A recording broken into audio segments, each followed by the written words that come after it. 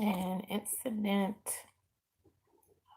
where there was some temptation that became evident has a surrounding vibe of being extremely thought provoking in nature.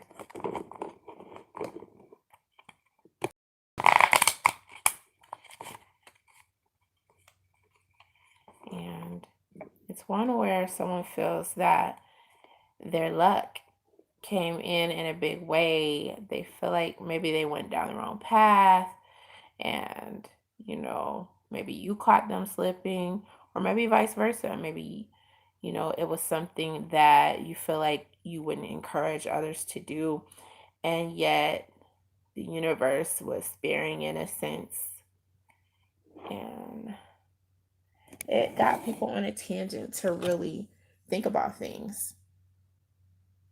And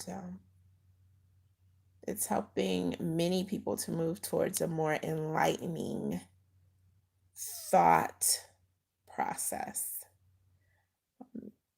all in all. Let's see what's coming in with this question that someone has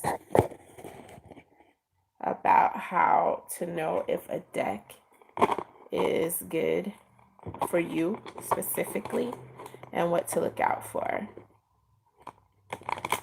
So on the tail end of this reading, before I close out, I'm going to answer this question that's coming in. So it's going to be a deck that makes you feel at home. It's one that you're going to be drawn to.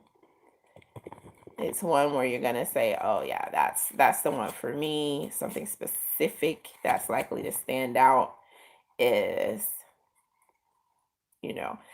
how you view, say, your sign, how it's depicted, how other signs are coming across, and if they click for you.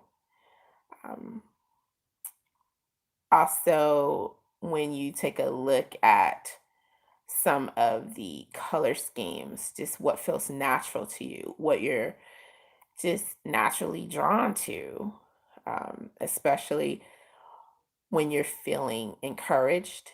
Take a look at some of the various packs or decks that you can choose from.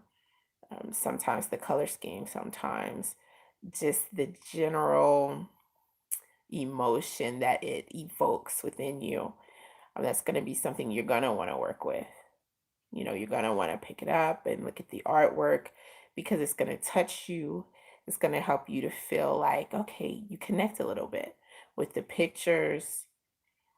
They make sense to you. It helps you to learn. It makes you really want to learn. It doesn't feel too overwhelming. You may be a little overwhelmed with how many cards there are in a deck, and yet the more you look at them, you know, you'll just feel like they're a joy to look at. And then it's gonna encourage you along the pathway to learning. And then when you feel sad, you're gonna be drawn to them.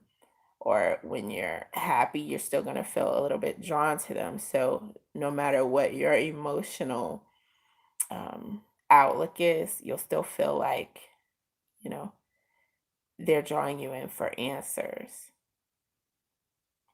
And it's going to be something that, just really, it's just going to be like art that you'd want to share with others or put on your wall or something of that nature. And it's like a calling, it's like names, like a pet. Like if you get a pet, whether it's a goldfish or something like that, it's just you look at it and you say, okay.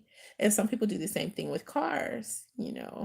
I had a family member who was like, yeah, I'm gonna name this car such and such, because there's just like this closeness that you feel, and it just draws you in, you know, and that's how you'll know.